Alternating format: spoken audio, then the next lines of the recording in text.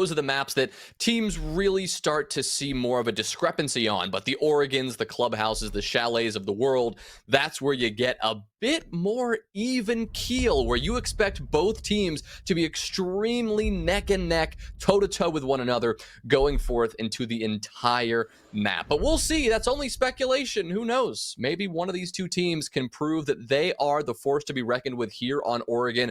With our operator bans now completed, we actually have a pretty good idea of what type of Oregon we're in for. And I think, Nobi, the majority of these bans, right? The Ying, the Dokkaebi, the Kaid, that's all pretty standard stuff. I think the Maestro is the only one where we could say is a little bit surprising. Yeah, that really sticks out to me like a sore thumb, because you've also, in that regards to 6Karma, you've left up Azami, you've left up Solus, you've left up Mira. They're choosing to bring 2 of those said operators. And those are disgustingly strong, right? Like, especially on this map. And maybe it's a case of 6Karma going, we're going to try and perfect our defensive side, leave as many powerful tools available to us to try and 5-1 it, 6-0 it even. And then when we get to attack, we only need to pick up a couple of rounds. That's fair.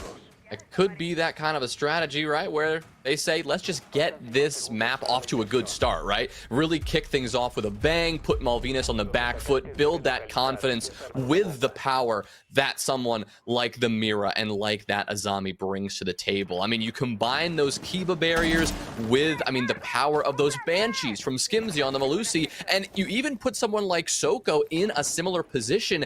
These are those vital power positions that we talk about so much as casters, highlighting the importance of the attacking team dealing with those positions if they want to get an execute going. Think about Pillar, for example. If Malvinas want to shift that attack towards the basement from that north side, working your way in down those tower stairs into E-Box, Novi, it's going to be so much harder now with those Kiba barriers in place. And already an early engagement. Gabe goes to try and attest the main stairs and gets a greeting from a Mira, who is ready and waiting with open arms to wrap him up in a big, nice vector-filled hug. And with that, you can already see 6Karma, despite them sort of retreating back to the site and playing, I don't want to say too passively, because they are playing around the stairs. All entry points into that site, into that bottom floor, are being contested by the side of 6Karma, and Malvinas are getting punished. I like this so far. 6Karma, they were not afraid to get in the face of this Malvinas attack. And, look what they have to speak for it. They've already got that kill onto Keifi, Akibil to open things up with a bang. And now it's just about seeing how much further they can slow this attack down. Without one body, without that Flores, things will get much slower for Malvinas, there's no question. But I think at this point, it looks like 6Karma are starting to back off a little bit. We don't see Akibil holding as active a position as before, and same goes for Soko, going from the freezer stairs now to Pillar instead. Starting to back off, but those stairs are still getting contested every which way and what. Soko firing down towards that back stairs, and that's actually forced the attacker back up and round, and that's going to give Malvinas a space to pause. The Gemini replicator removed, but not too sure if the Melusi is also red. A drone to follow through as well, and you've also got Morphed on the highway corridor as well. That is a lot of crossfire potential for 6Karma. Malvinas, they have to walk into it at some point. Time still dwindling. Skimzy, though, instead, he will be the one to walk up even further. Nets a kill, looks for a second, but he's been droned out, so he'll make the smart choice and back on off. Malvinas are now in a load of trouble. A nade, a well-placed nade from Scarp, could be enough to get them out of a little bit of that dilemma, but still a lot of ground to cover. That's a start. Downing Morphed, that's another good blow for them. And with only 10 seconds left, sure, it's only a 3v2. They can absolutely win this round if they take these gunfights. Akibil, though, really good coverage on that angle. Pachito, another one on that angle as well, and it won't matter. 6Karma, they lose bodies, but the time still works for them. They'll take the opener here on Oregon. And I feel like maybe the issue with that for 6Karma, with allowing it to get so close, came down to more of the operator lineup than actually the execution. There was no Jaeger, there was no Wamai, so holding that elbow angle as a smoke with just a deployable shield, one frag grenade sent singing down that corridor, and you are gone. The position is removed. It means that it is really, really difficult to hold those transitional defenses, retreat back, reinforce the wall, and then you play from that position. If frag grenades, smokes, flashes are all flying towards you and you've got nothing to prevent them, at least with the upstairs floor on the bunk and bunk and kids, it does mean that they've got the Aruni, which is going to help. The Surya Gates will sap some of that utility a little bit better than in the previous round.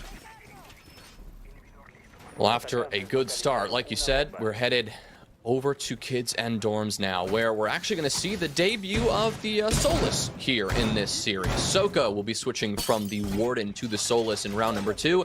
And now we get a little bit of chance to talk about the power that the Solus and that scanner brings into really brings into this lobby right now, because especially on this top floor site with most, if not all, of the bomb site where you're going to get that diffuser down soft destructible from below, that gives Soko the chance to really make an impact, identify where that diffuser goes down, and in the early round as well, identify where those attackers are coming in from. Of course, denying that plant in that late round, it's dependent on maintaining this first floor control, and that's why you can see Malvinas, they are probably eager to contest this from both the garage position and this main lobby door. But my major worry is the combination of the Mute and the Solus in tow. That is two hugely powerful anti-information operators that are going to just restrict Malvinas's droning usage. And also, I've got to say, their droning fundamentals can go a bit skew with when they just want to get into the site and take those gunfights. And 6 Karma, with how disciplined they are, we saw in the previous round, even when they got hectic, they were very, very calm under pressure. Look at this angle, though, from Soko.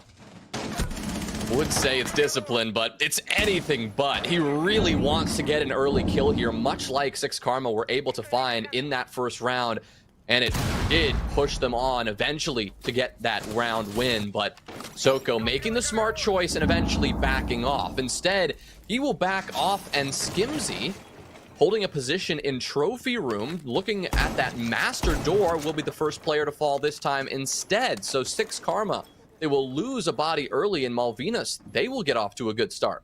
And the worry is, without those extra Kiba barriers, that is, again, a huge utility sink, dump, time waste, or whatever you want to call it. Those Kiba barriers are ridiculously annoying, super frustrating. There's very tight doors that you can just constantly just throw them against. Skimzy is no more. Kiba barriers are gone. You've just got to stick with whatever play is left in your playbook at that point. Another one for Malvinas, adding to their tally. Morphed goes down, and with a 5 versus 3 with a minute remaining, this is almost an inverse of the previous round. Malvinas look like they're in control going into the final portions. Yeah, instead of Malvinas needing to make a comeback, it's 6 Karma who now have that responsibility, and it's Akibil who may take up this mantle. Look at this. He might be looking to play aggressively on this trophy door with a shotgun, but with the pressure coming in from that master breach behind him, he's got to be very careful with where he steps up. Pachito drops, and this one gets even more dire for this defense. Akibil, there's 1, there's 2, maybe a 3rd around the other side. He gets it. Nitro's down. Pano is now the last player standing. Akibil, in round number 2, he does it all, putting the team on his back and taking the round win. 1 by 1, he just picks them off with that shot. It's like he went clay pigeon shooting right there. That was... It almost looked like he wasn't even panicking. It looked so simple for him. It's just like, okay, I'm right. And then we go... It was like choreography for a dance. That was beautiful to watch. Wow. I mean, Malvinas, they... Like you said, Novi, they had everything going for them. They had... the multiple points of entry that you need on that top floor. You've got attic control. You've got that closet wall breach open wide. You've got some players pressuring from inside trophy. And what, it was a 5v2, I think, going into that execute. Akibil just said no. He took out that shotgun, got the 2 kills back to back, looked towards the breach where he eventually was able to get that down. Maybe it was Pachito who got the coverage from there too. And then, of course, that final player in attic, what could he do but just die? I mean, that's so tough for Malvinas when they had it all going for them, and that's gotta be a blow to the confidence that they had surely been building within that second round. Thankfully, they should have a chance to shake it off here. They're going into a tertiary bomb site attack down below on kitchen and dining, and I mean, Novi, if you take a look at this attacker lineup, they are looking to just get this one going as soon as they can, not looking to mess around any longer. Yeah, you got the Sense to cover off angles, but you've also got Skimzy looking for aggression over small tower. That is very, very quick to dip and dive out of there, but you'll take that back off into Shaz, a bit of a more defensible position. Often you'll actually see Azami control it from Shaz with the keeper barriers on that soft wall in front. You can dynamically change what the attackers are going to have to walk into. And also, if they want to rush you, you can literally just caution off the doors if you so choose. But it's Pano for the opening. Onto Pachito, the player we highlighted on that Oryx, unable to get that operator to work for him in this round. Yeah, no success on the Oryx. Malvinas now again with the opener. Be looking to use that momentum and use the man advantage they have to take this control even more swiftly. Like you said, Novi, the power of that Glass, the Sens, the Osa. You're likely going to see a pretty direct and aggressive execute on Dining under the cover of the 4 smokes they have in pocket. This should be pretty doable. More than that, it should be favoring this attack. 100%, there's no Warden to deny them. The only real denial they're going to have on this defensive side are the 3 smokes from Occubiel, and even that isn't going to be enough. They're going to need some aggression, and Skimzy knows it. He goes for the wide swing and loses his life. He'll down Nitro, but not finishing him off. That puts him in a really bad spot. That puts 6 Karma here on the back foot again. It was a nice attempt, but without the player in Showers also supporting on that peak, it leaves a lot left to be desired. Nitrix actually gets down, but ends up getting picked back up for the team, and that will still leave us in a 5v3, despite 2 players being severely tagged and now morphed. With the lack of manpower, this Showers position is the next bastion of that defensive lineup to fall. Malvinas is circling, but they're running out of time. 45 seconds isn't a lot to clear all this ground. They need to start setting up for the execute, or Akibil is just going utterly massive. 7 kills so far in this game. He's going to need more, though. If 6 Karma want to win this round, Occubiel's going to have to pull off something miraculous again. This time, he's got some coverage from his teammates. He's got Morphed and Soko to support him, and they're still holding these vital positions. But now, how do they deny this plant? Sends Projector up and Morphed. He finds the angle. That's going to drop the diffuser in the site and force Malvinas to get aggressive. Nitro pushes all the way through to get that kill, and now the diffuser recovered. Ragnar will stick this again. Occubiel, he walks up to deny it, but cannot do it, and Soko cannot take that space quick enough either. Nitro, a very important late round flank, going through the site and working his around towards security to secure the round for Malvinas. Now, I've got to be honest, that was a bit of a blunder for Malvinas, but a really good save at the end in that decision-making, right? One of the troubles they had with that plant position is they never cleared Morphed from Showers. They never got Showers control, which meant Morphed could cover off that angle of the plant through the Sense gadget and deny it. And you can see Malvinas panic for a split second, and then the Glass just jumps into action and starts full-on sending it towards Showers and goes, okay, I'm going to clear you out so you can't deny that again. And so, good and bad things from Malvinas, but mostly good. That decision-making is utterly key against a team like 6 Karma. But you are right to say that probably shouldn't have come that close. Like, you shouldn't have needed the hero play from Nitro there if you're Malvinas, because you had the man advantage. You had a lot of map control. I think you called attention to the #1 problem, though, Novi, and that was Showers control, or lack thereof, from Malvinas, despite having Dining, rather small tower, under wraps for really the majority of the round. They did not do enough to force Morph out of that vital power position, and because of that, left themselves exposed. When they tried to get that diffuser down, the Sens projector didn't do enough, so Nitro had to make a miracle happen. Like Occubiel did in round #2, Nitro had to pull it off in round #3, and thankfully for Malvinas, he did. So 2-1. Malvinas very much still in striking distance here of 6 Karma, even though it does feel like they are slightly on the back foot. But going into these next 3 defensive rounds for 6 Karma, anything could happen. And again, for the lineup on this defensive hold, no ADSs, no magnets. It is suffering a little bit in terms of anti-utility. So my eyes are towards Nitro with those frag grenades. You've got those in pockets. You've got the Monty with the smoke as well. There's nothing you can really do to clear that. Either 6 Karma needs to get a few opening picks using the Capcan, using the Oryx, or you just take them in the gunfights later on. I'm just not a fan of this. But then again, I'm happy to be proven wrong because Soko's just picked up a double kill. Morph chimes in as well for 3. Ignore everything I said. I'm utterly wrong. Kaif is trying to pull it back, but it's too little too late. Malvinas 2-4. Oh, what happened there? Soko, nicely played. A little sneaky spot there in kitchen, and I guess just totally exposed those attackers as they tried to walk in. Ragnar on the Monty, something we didn't highlight quite enough going into this round, was really going to be that key instrument for success for this Malvinas attack. And look at that, they've already lost him. They've already lost 2 key supporting components and fragging components in this round. And like you said, Novi, they've lost a lot of bodies. It's a 2v4 for them.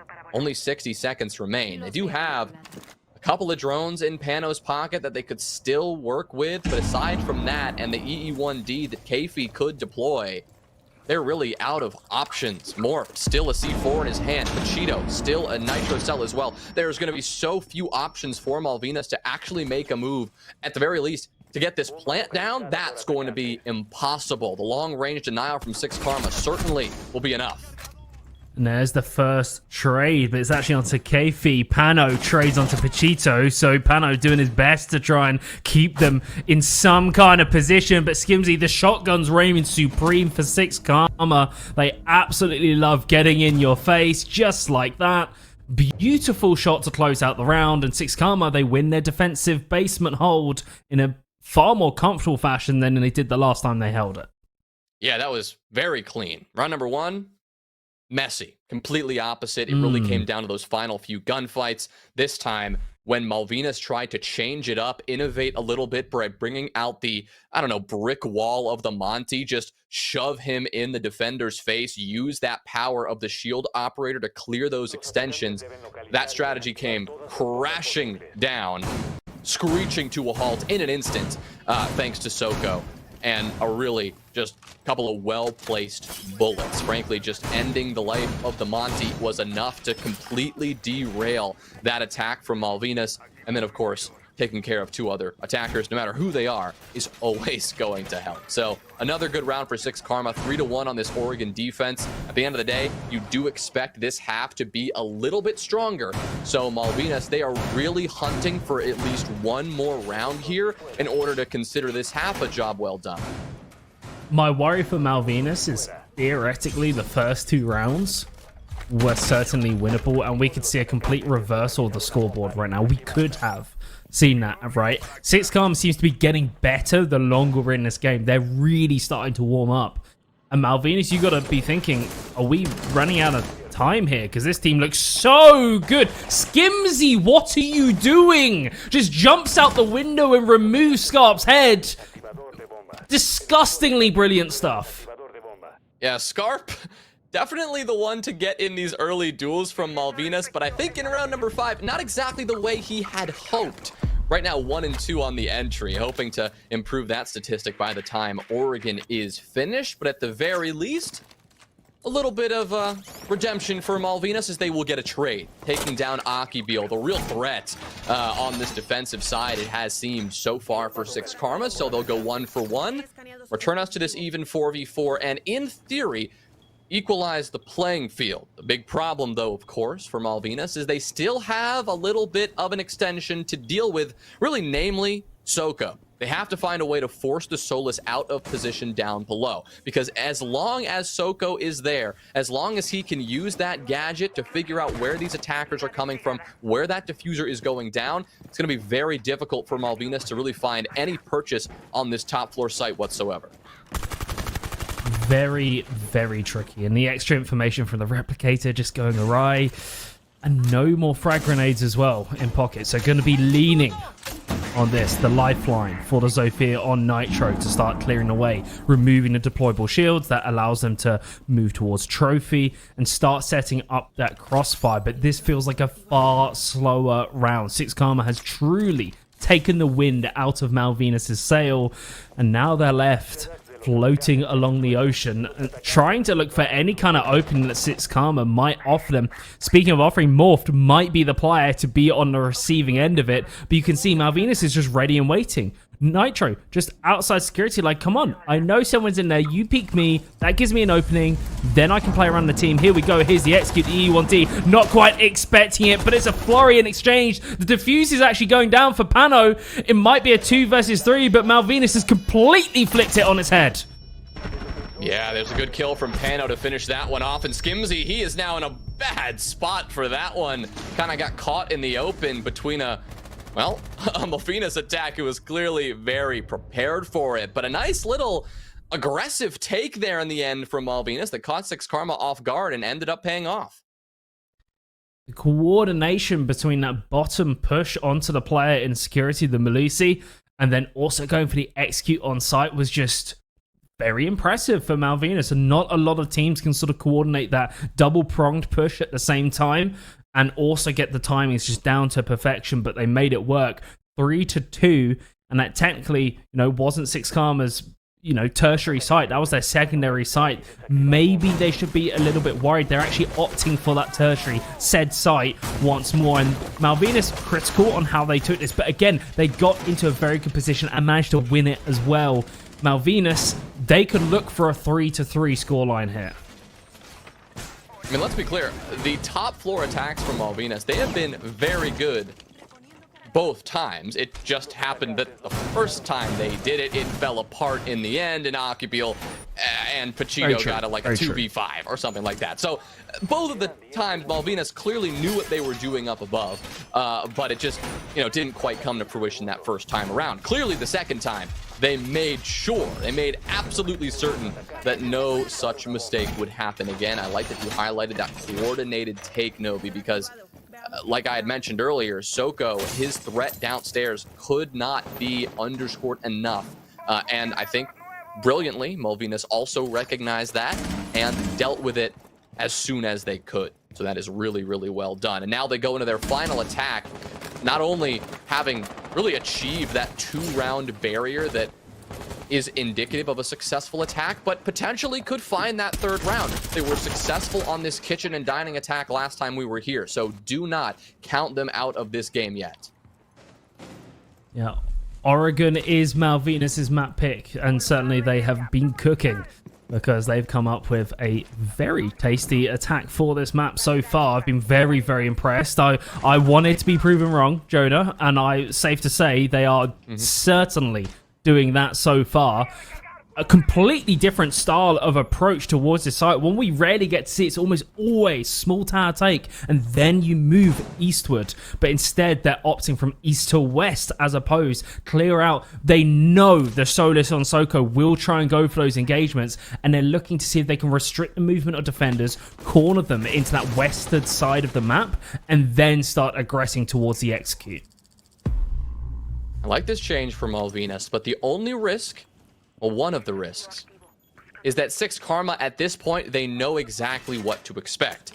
Now that no pressure has been established in small tower, Six Karma, like we just saw there, can refocus that utility. In fact, even taking the step of physically relocating a deployable shield to turn their attention towards that eastern front, because they know now that Malvinus, they're going to aim for that meeting-sided take, getting that kitchen wall open, and likely getting some top floor control. Not able to do that as easily as they'd like, however, now that Nitro's been felled. An incredible fadeaway shot there from Skimzy as he drops away to safety. And so now Malvinus in a bit of an awkward spot. They're actually going to go for this defuse very early. Morph, recognizing that, will step up and remove Keifi, but the coverage down below from Malvinus, it's pretty good. Unfortunately, it's not good enough. The diffuser dropped as the planter is removed, and that's a 2v3 with once again 6 Karma favored in this situation. Looks like Malvinas went a little bit too far too fast. Yeah, Malvinas maybe not fully journeying out to realize what cover 6 Karma had on that diffusing location and getting punished for it. Soko with the first punch onto Pano. 1 versus 3. It's all on Scarp. There's the first, not quite the second. And Akibo with the shotty to close us out in the half. 6 Karma wasn't the prettiest or the cleanest of halves, but they're going to be happy nonetheless. 4-2 with some spectacular individual performances.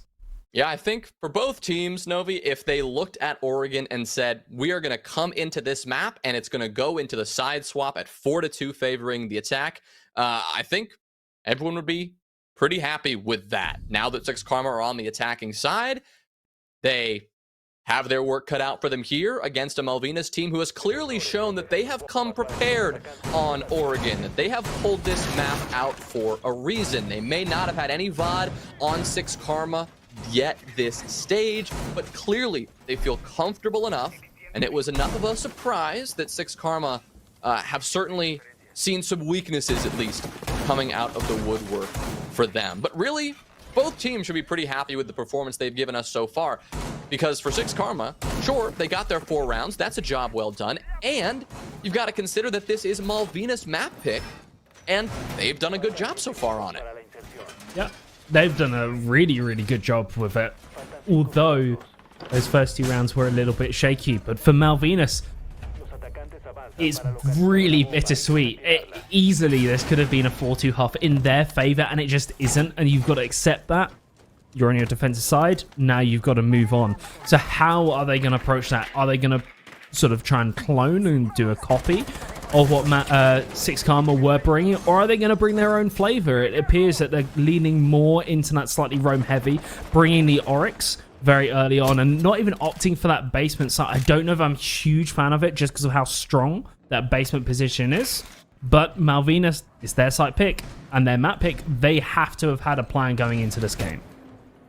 Right, the use of those mirror windows definitely makes this top floor a little bit more interesting and adds another step or 2 for the attack to clear out. I think 6 Karma hoping that the Monty, once again, that shield operator, is able to skip some of those steps, is able to bypass some of those steps. But here's the problem. Pano taking care of Skimzy, removing one of your 2 sources of hard breach in this round. Any steps that you may have been trying to bypass, anything you might have been trying to get done quickly, it's now going to be so much more difficult. And this may indeed, once again, come down to Akibil's performance on the Nook. If he can surprise Malvinas enough, if he can sneak around and deal with these roamers quick enough, otherwise 6 Karma could be a lot of trouble very quickly. Here we go. Oh no! Looking the wrong way. The timing. Definition of siege timing right there. Pano rolls in Ragnar with a quick 1-2 as well. And now it's all on Pachito and Morph. The Monty in this situation is going to have a hell of a rough ride of it. Get blown sky high. That's the last one. Pano closes us out. Malvinas with the flawless round to bring us to their first defensive round win. Unreal. An unreal flawless round from Malvinas. And yes, I gotta focus on the siege timing that poor Akibil just dealt with. I mean, he's working his way down below, working his way through Z towards security. A couple of things went a little awry there. One, you had the Oryx flanking from meeting room, saw just the shoulder of Akibil a half a second too late, let a couple of bullets fly, and so Akibil knew of his position. Akibil, though, he was trained on security, and just as he turned around to deal with the flank, the player came out of security. He saw their back, spun around, and then got fried. Poor guy. He was just... There's nothing really you can do there. You know where 2 defenders are, and you're just unlucky.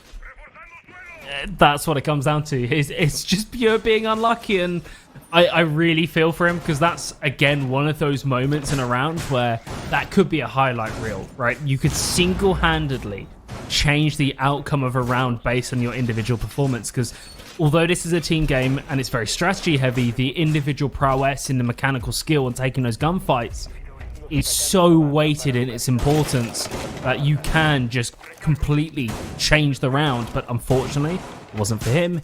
They have to move forward. Six Karma potentially surprised with how much brutal aggression Malvinas is willing to bring on that defensive side. Six Karma very passive in their play, apart from Soko, who go aggressive. Malvinas certainly the opposite. Pano is full send right now. And 9 and 6, looking to keep this one up. And maybe doing that on the roam yet again could be another great way to punish this attack early on, give themselves a strong advantage towards the late round. You see the Oryx so elusive currently, but just as I say that, they'll get spotted out by 2 drones at the same time, and it'll be forced to drop away. So 60 seconds just about elapsed in round number 8. And I think both teams can say that so far this is how they would expect this round to progress. However, as Scarp drops away and Pano gets far too aggressive, Akibil will get credited with a double kill. Just like that, the round is completely switched. Okay, the highlight isn't even a double kill for me. It's the trigger discipline. There was a mute jammer straight in his line of sight, and he knows if he shoots that, his position is revealed. Now, Six Karma is revealing their strategy of just running on in, taking the engagement on the player and Freezer. They can now get control, and now Ragnar and Keifi, this is a really, really uncomfortable position to be in. They're getting dished a bit of their own medicine by Six Karma with that brutal aggression, and Six Karma are now knocking on the walls of the site.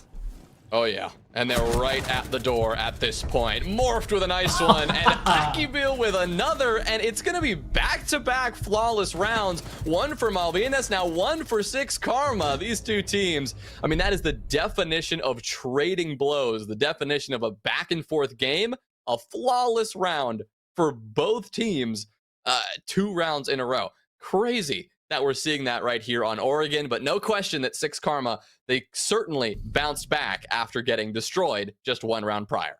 And I've got to chime in on that again, Akibil. That trigger discipline, the mute jammer is there to support the meeting room wall, and he goes, okay, it's there, but there might be a player underneath. I think I hear something. I'm just going to hold on. The pre-fire and the hatch goes through. He knows he can swing it. If he had shot earlier and cleared that bit of utility, which I guarantee 95% of players would do, he doesn't get that double kill. That was incredibly intelligent decision making. It's such a small thing, but it's what made the difference in that round. And now he sits on a 12-3 scoreline, a 4 KD. And KD is not usually the most important metric, but if it is that high after 8 rounds, then we should definitely be celebrating it. Yeah, something we definitely should be talking about here. And that's why we've got to continue to highlight what Akibil is bringing to this team right now, because on several occasions, just not only putting the team on his back, just in pretty ordinary, just really kicking things off really strong with a double kill, getting another kill towards the end just for good measure. And making it look easy at the same time. Like you said, showing us a little bit of his siege IQ when it came to that trigger discipline and that top floor clear. So Six Karma, they lose 1 badly, then Malvinas lose 1 badly. So they head into round number 9, both looking to get some consistency back. And Six Karma, they now are tasked with a different attack, because Malvinas, they're going to be switching things up. They're not going to go to basement twice in a row. We're going to see kitchen and meeting room, the sister bomb site of that kitchen dining preference that we saw from Six Karma on the first half. I am quite a lot more of a fan of this site as opposed to its sister site and its brethren. I prefer the fact that you're not having to contest with small tower as much. There is a bit more over the site in terms of that top floor. You can focus on big tower instead, or just get an opening kill like that. And Scarp again on the receiving end, having a really, really rough defensive or last 2 rounds. Akibil just has his number and is now looking for a second. Akibil is so greedy, but it works. The keeper barrier being forced to cover the angle, and you can see that red X-ray just running through Attic to get away from the Iana because of the firepower he's bringing, and the angle and this pressure he's applying is way too much for them to bear. It's crazy how effective Akibil is. Has 1 person on this top floor clear. Normally this takes 2, 3, 4 different attackers to do this. Instead, it was him to kick things off, and then the support came in from his team. Pachido, Soko, both tried to make an impact on this top floor, and they did. They'll claim a kill, neutralizing this to a 3v3, and Akibil, now using that distraction, will step on up and get yet another kill. 14-3 right now, continuing to put on a show worthy of the LATAM playoffs and worthy of putting 6 Karma on top right now. Malvina starting to slip away. They're in this 2v3, and they have a C4 in pocket from Ragnar, but using it too early, not finding the effectiveness. They're going to regret that when it comes to this execute. Bit of a desperation rip on that Velcro. But 6 Karma, they're not quite in the position. They are going to go for the hatch drop. They've identified that it looks like B is the weaker of the two sites. The air jabs is going to reveal that Mute is going to try and rotate around. Akibil brilliantly picks it off, but here's the Yokai waiting till the last second. They haven't... Oh my god, no! They've 180 it! Oh! He's defending it! Malvina somehow protects the diffuser at the last split second, my lord! You lucky son of a... What unbelievable stuff! What? Oh my goodness, there's a lot to break down there in the end with the Yokai drones, but there were 2 drones right next to each other on opposite sides of, like, the ceiling there. It looked like the first one was going to get the job done, but then 6 Karma, I don't know what in the world indicated that there was a drone on the ceiling. Maybe it was the sound cue of the little hovering noise, but all of a sudden turns around, takes it out, and I think, okay, they've dealt with the danger. The round is over. They've won. Just kidding. There's another Yokai drone on the other side of the roof that they did not deal with in time. Crazy discipline from Malvinas to stay alive, and for Pano to just sit back and allow his utility to do the work for him. A courageous decision, but an impressive one that put Malvinas on top despite the success from 6 Karma overall in that round. So Malvinas, they will again continue to keep this back and forth going, and they're only 1 round away from tying us up. Pano, hats off to you. That was incredible. I believe he actually had 1 Yokai on the ceiling. The other one was underneath, like a little prep desk right next to it. So he had 1 on either level. So it meant that, you know, if one did get shot out, he had another one he could whip out. It was actually, the time had run out. They were relying on that defuse to go off. That was incredibly clutch. And unfortunate for the Thermite, who literally 180'd, saw it and shot it before it could do anything. But it just wasn't enough. And 6 Karma, pressure is now on. Malvinas has said, we can match your level and we can push it that bit further. This is 100% a back and forth game, Jonah. You are 100% bloody right. I just took a look at the replay. I wanted to dig through to see exactly where the second Yokai drone was.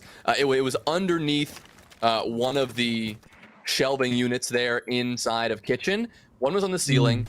That one got shot. He immediately switched to the second one, drove it out, hopped it up on the ceiling, and sent that sonic burst out just in time. So very well played again from Pano. Have to emphasize that again. But back to focusing here on round number 10, where 6 Karma, if they want to continue this back and forth, if they want to be the first team to get a chance at map point, this is where they have to do it. On a basement attack, Malvinas not making the choice to go back to dorms, their preferred site, instead reattempting the site that they lost just 2 rounds prior. It's going to be tricky because Skimsy's already got a lot of map control. Already on back says he's pushing down now. They've taken the call that it's clear. Nitro's the first to fall. Made that Ragnar to double it up.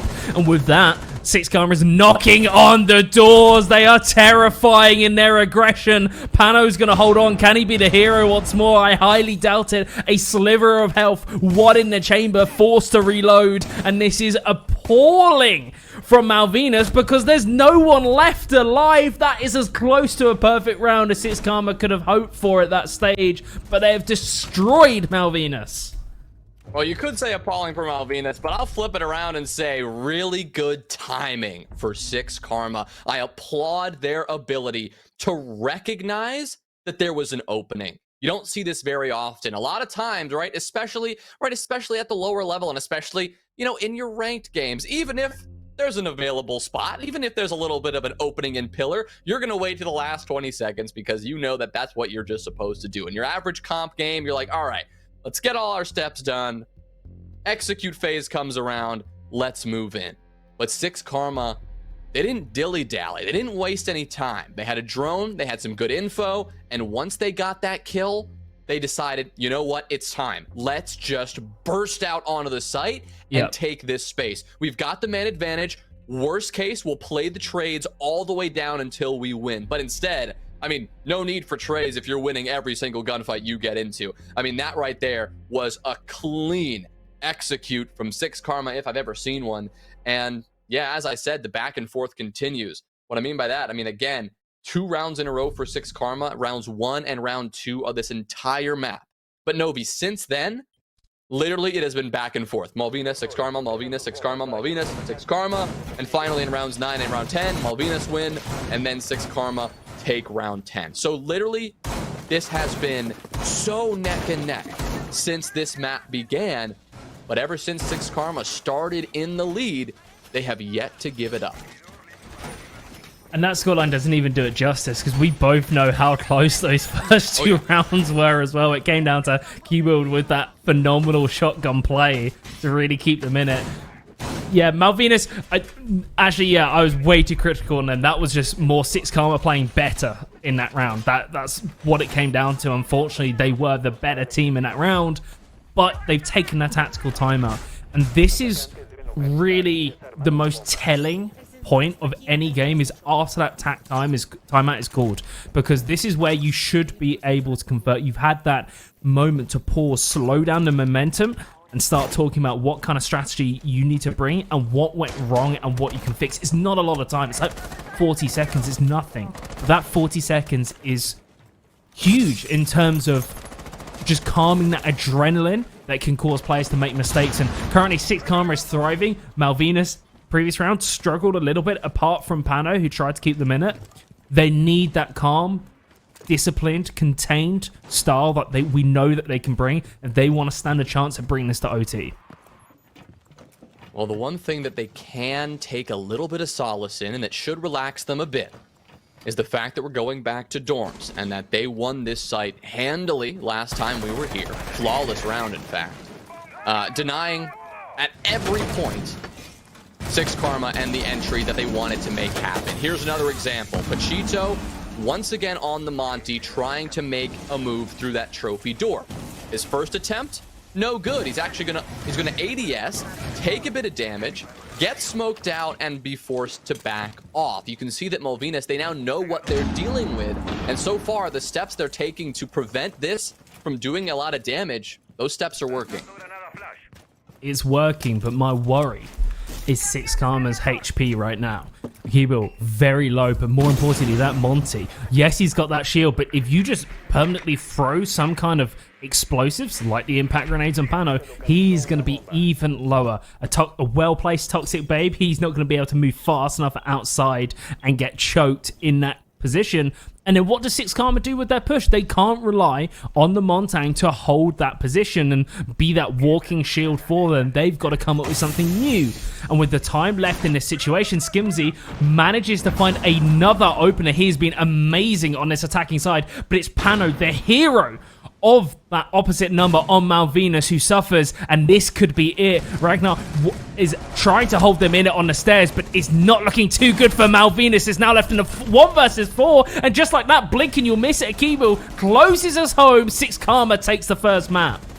Yeah, 6 Karma will close it out with a bang. A nice little execute in the end, mirroring that execute from the round prior. They got that kill, they saw the opening, and they said, let's push. And they take a 7-4 win here on the opening map pick of Malvinas. Malvinas, again, they elected to go here to Oregon, and 6 Karma, they came out ready to play on this surprise map pick.